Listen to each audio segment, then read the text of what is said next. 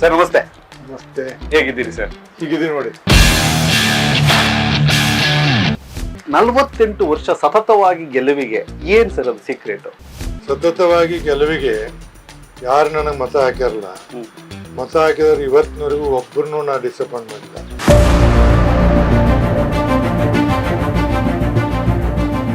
ನಿಮಗೆ D K Shivakumar ಮೇಲೆ ಸ್ವಲ್ಪ ಒಲವಿದೆ ಅಂತ ಅನ್ಸುತ್ತೆ, ಯಾಕೆಂದ್ರೆ ಸುಮಾರು ಬಾರಿ ಅವ್ರ ಪರವಾಗಿ ಬ್ಯಾಟಿಂಗ್ ಮಾಡಿದೀರಿ ಅಂತ ಕೇಳ್ಪಟ್ಟಿದ್ದೀನಿ.